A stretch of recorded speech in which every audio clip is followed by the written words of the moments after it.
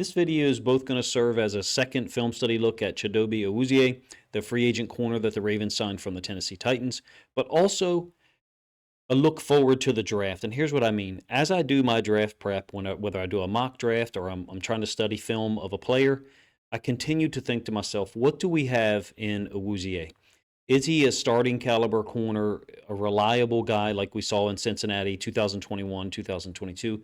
Pre-injury, I kind of posed some of those questions in my initial film study that I did a couple of weeks ago. You're welcome to check that out if you want. I wanted to get this one completed, but I've been so caught up with, in a good way, draft coverage and draft film study, trying to give myself the best opportunity to understand as many players as possible in preparation for the draft, and hopefully doing a live stream during round one and round two, at least if the Ravens believe in Awuzie, and my heart wants to, based upon the film that I had seen of him in Cincinnati, then we are really free in this draft to go after whatever positions we want to. We know that the needs are obvious: defensive tackle, offensive line, interior offensive line to be precise, but preferably someone who could serve as a starting caliber guard and a backup tackle in the event that Ronnie Stanley or Rosengarten was to go down for a significant period of time. If Awuzie can solidify that outside corner position with him, Wiggins, Marlon Humphrey, TJ Tampa, we've got a good group there. We still do need to add depth in this draft, if you ask me, at the outside corner position. So with that being said, what I'm going to do is I'm going to take a look at one specific game that I thought was revealing. And I have no idea if this video will get demonetized or not at this point. Pretty much all 2024 footage is being grabbed by the NFL. So if you like this one, please let me know in the comment section. I'll certainly try to produce more of these as the offseason goes along. So there's a lot of off coverage here, first of all, by Awuzie, and they played a lot of quarter man, essentially quarter half, but into the boundary up here. Those two guys are playing man. Everybody else is playing what would be quarter half. If you hear my mouse clicking, my apologies. My silent mouse has finally kicked the bucket, so I got to purchase a new one. Interception over the middle. And I thought that Tennessee had a good plan in a lot of ways, to be honest with you. Like, Joe Burrow gets rid of the ball quick. He makes super fast decisions, and he identifies open spots in the coverage, whether it's zone or match or whatever. In this case, it's clearly zone, except for these two defenders up here in man. And they were giving him what he wanted oftentimes. Awuzie is a part of that, meaning he's a very versatile corner. He's a guy who can play, who can make a coverage look like one thing and then switch it or alter it post-snap in a manner that, I don't want to say confuses a quarterback like Joe Burrow. How do you confuse him? But at least gives him pause. And there were a lot of easy completions, number one. Number two, Awuzie was a part of some coverage dynamics that I thought was overall very good. Unfortunately, this video is going to end on a little bit of a sour note, and certainly don't take that to mean that I don't like the signing or the acquisition. I'm a big fan of Awuzie, and I have been for years. In fact, I think they're in their Super Bowl run of 2021. He was we knew that the Ravens weren't any good that year because of the offensive line issues, the tremendous injuries to running back and Marcus Peters from ACL standpoint.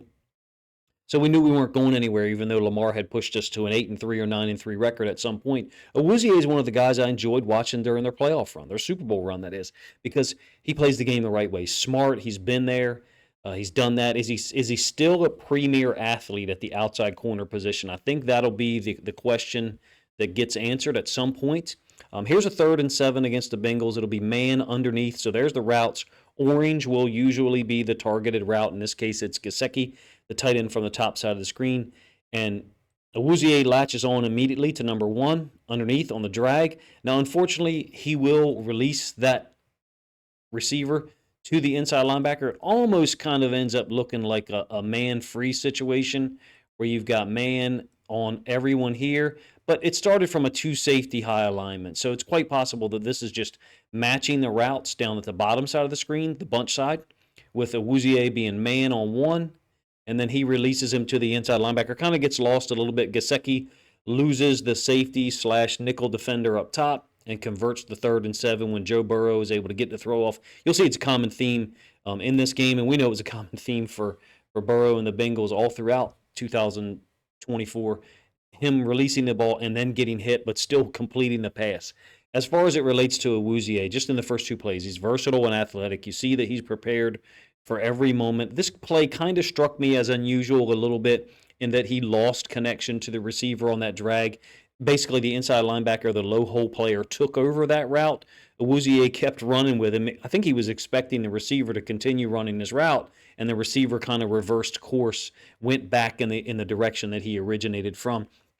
Why am I doing a second look at Awuzie? Well, I had to get away from draft coverage for an hour or so because it's consumed me the last month. It's a labor of love, as I've referred to it a couple of times, trying to get 100 players evaluated. Probably going to come up short in that regard. I think I'm at 72 at this point. In any case, Awuzie is the guy that I think, if the Ravens believe in him, to be a high-level performer at outside corner. Now, if he plays on the left exclusively, like you see in this film, that'll be interesting because that's where Wiggins played. So someone's got to move over to the right. Marlon Humphrey can pretty much, do anything. Here's a 2nd and 7. It's going to be a speed out by T. Higgins. With him and Chase both lined up down into the boundary, the Bengals offense is so boundary side related. It's kind of comical at times, the links they go to get these two guys the ball. Rightfully so. Chase and Higgins are incredibly talented and they produce. But the links they go to push these guys into the boundary, I kind of hope we come into 2025 with a better plan. But as it relates to this play, a little speed out, speed cut by Higgins. And you can see Awuzie is putting his foot in the ground and breaking maybe an eighth of a second, quote, too late. He's already breaking, and Burrow is just letting go of the football. Because it's into the boundary, there's no outside help. The nickel defender is to the field. That's the way defenses are structured against 11 personnel, which is what the Bengals have presented here.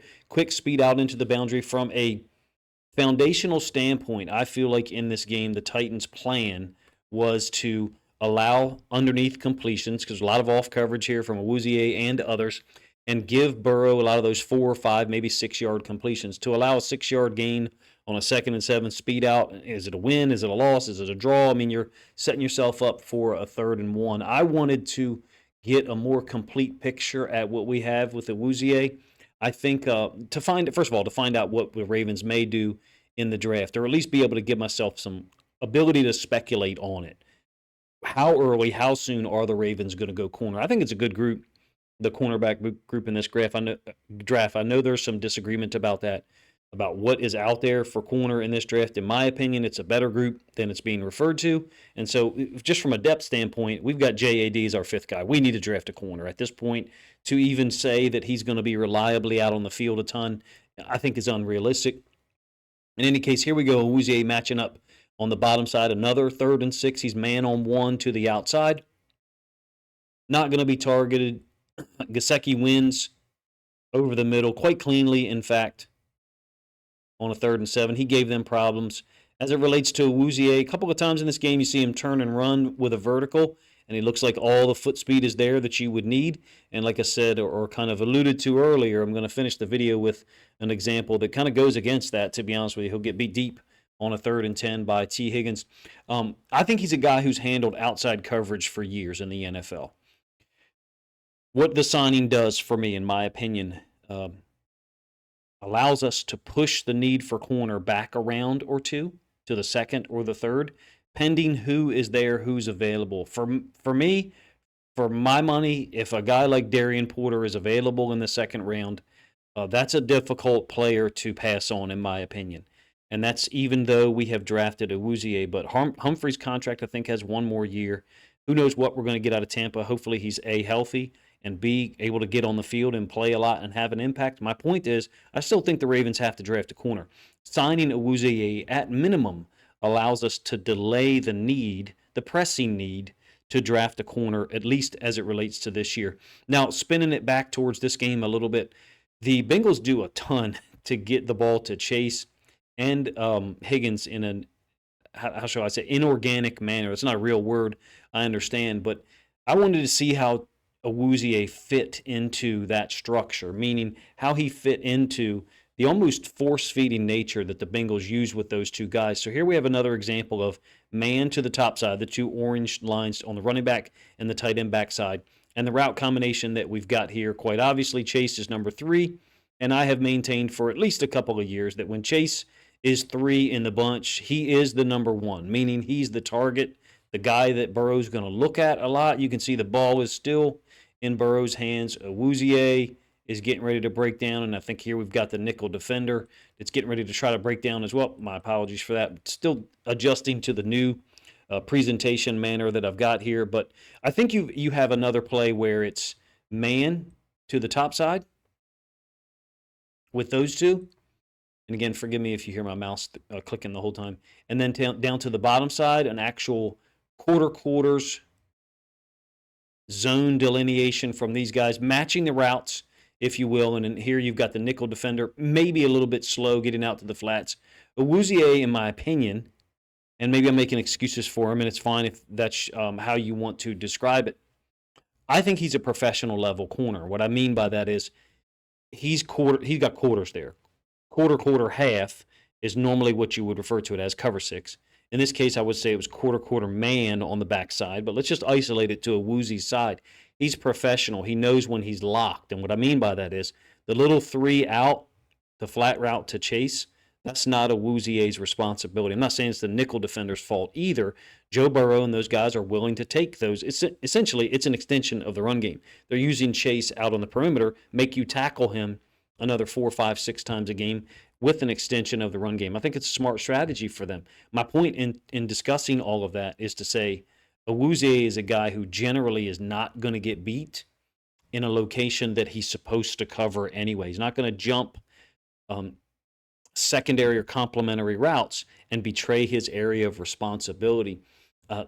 Along with that, I think I'm comfortable at this point, even though we have at least one negative play coming up, saying that I think he's a great option for our starting corner for 2025. I don't think he's too old for us to consider talking about for 2026, but I know that the contract that the Ravens signed him to is a 1-year deal, not very much money. I definitely prefer the contract to what the Jets paid to get Brandon Stephens. So he's going to come off of number 1 here with the motion. He gets Iosivas motioning across, and he'll run a wheel.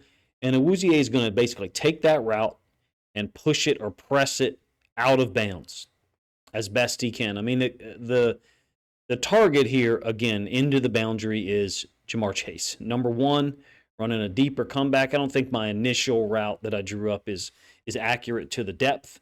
But in any case, you can see that Burrow kind of had to shift around in the pocket a little bit. Boundary side, inside linebacker is in the lane. Here's Awuzie matching the vertical. He's capable of doing that under, if you ask me, under most circumstances, against most matchups in the NFL still from an athletic standpoint. It's a big gain by Chase. I like Awuzie in this type of alignment, meaning his back, his butt to the sideline, eyes into the quarterback. I have maintained for a while, since before the Ravens signed him, that he was a better zone defender than people give him credit for. Not that he couldn't play man, not that he couldn't match up when you needed him to, but to me, he's very smooth in those situations. I like how he rode that route out of bounds, basically used the sideline as another defender. We would also say, run the route for him. He also doesn't seem pressed to grab a lot. There's a lot of off coverage in this game, so that has something to do with it. But he even in situations where he does get hands on people, he's not grabbing. And so what I mean by that is when a receiver leaves you and you're grabbing, that'll oftentimes, break your posture. That'll mess up your flow, and your balance you'll lose your balance for a step or a step and a half. Awuzie doesn't seem to grab nearly as much as other corners, particularly Brandon Stephens, but as a result, he'll have his hand, he'll frame onto the receiver, but there's not an effort to grab and hold on and use him for leverage in order to stay connected with the receiver. There's a confidence level there, if you ask me, that wasn't really the same with Brandon Stephens, in my opinion. He's played on the left side exclusively. I think the Ravens, in off coverage, almost exclusively here, I should say, the Ravens will have him in some more aggressive alignments, obviously. We're going to be a little bit multiple. Something that I think is worth mentioning that I've thought of here recently. Keep in mind who the Titans defensive coordinator was. Perhaps you think this is a good thing or a negative. I don't know.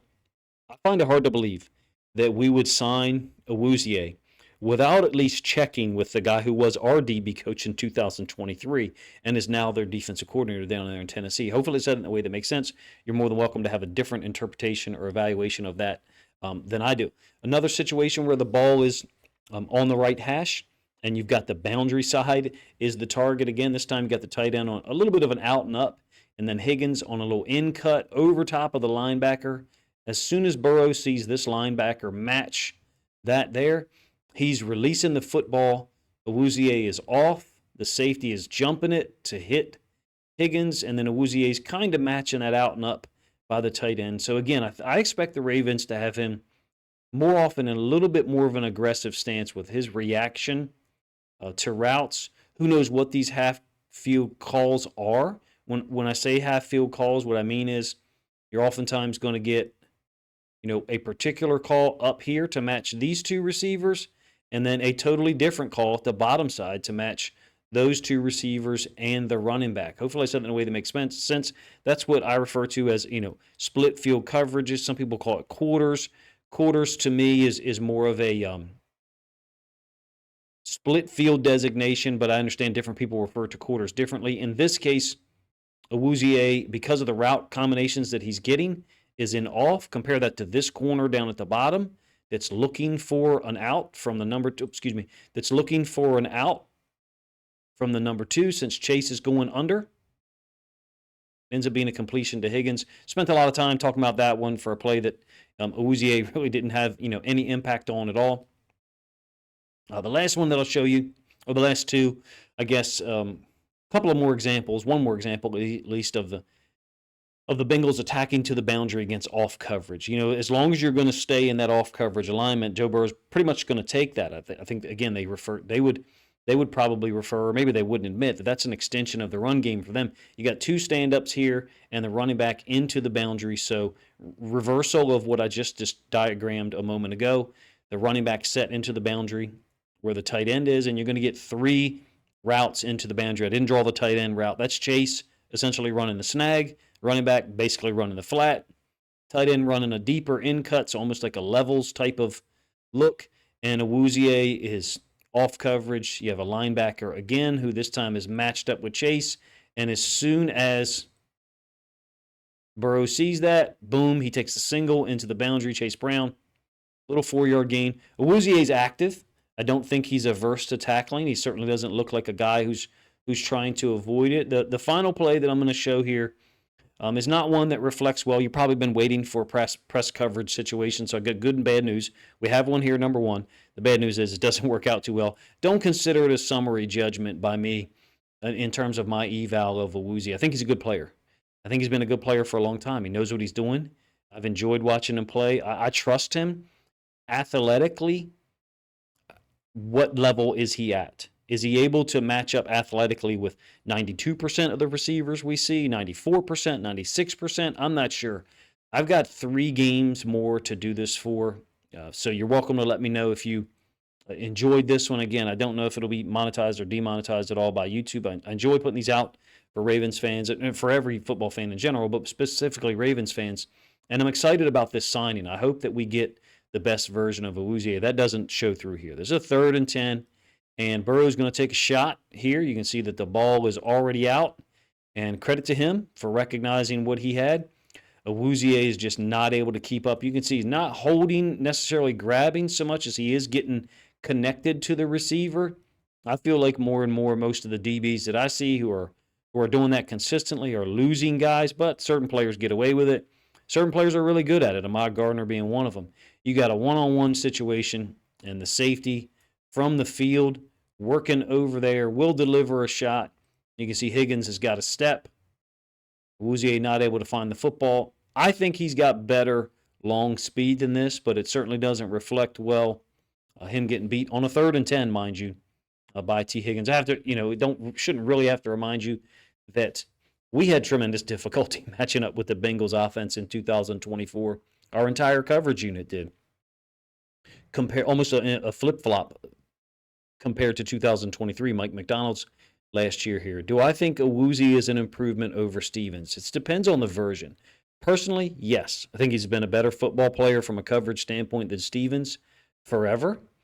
But if you're talking about the 2023 version of Stevens, I think it's more equitable. I think it's more even or more balanced than maybe some of us would like to admit. Last year, the 2024 version, absolutely. We had reached our end there by midseason. Going into the draft, do I feel comfortable with, or do you feel comfortable with Wiggins, Humphrey, Awuzie, and Tampa? That's it for me. I'm not willing to put Jalen Armour Davis in that group yet until he can be healthy. In my opinion, we should be looking at corner somewhere around round 3. It's a good group, but if a certain player that we really like is there or available in round 2, I would have no trouble if the Ravens selected him. But we've got so many other needs, right? Defensive line, interior offensive line, corner, safety, I should say, corner, probably gets pushed to the back burner. And the Awuzie signing, I think, opens that possibility up for the Ravens to push that kick that can down the road. In any case, this was designed to be a short film study video. They never end up, so forgive me for that. I try to space out a little bit the analysis between the plays. And if you enjoy the film study content, please let me know in the comment section. It's draft season, and those types of videos aren't getting really much traction for myself and others. So if you do enjoy this one, first of all, let me know. Second of all, consider checking out some of the other videos I put out lately. Mock draft that I conducted for the Ravens on Monday night, as well as the top 10 corners and top 10 edge defenders in the draft video that I've put out in the preceding week and a half. I appreciate you guys' time. If you'd like to see other film study looks at Chidobe Awuzie and or other Ravens defenders, coverage specifics, please let me know in the comment section. I'll try to get that done as well. Appreciate you guys' time.